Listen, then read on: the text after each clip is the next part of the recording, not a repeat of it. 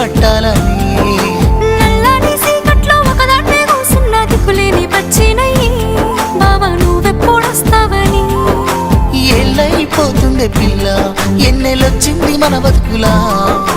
ఏలైపోతుండే పిల్ల ఏలు వట్టంగా వస్తున్నాయా ఇన్నాళ్ళ ఎడబాటు ఎడవాసిపోతుందిలే ఈ సీనయ్య గుండున్నదే సినదారా నీ కోసము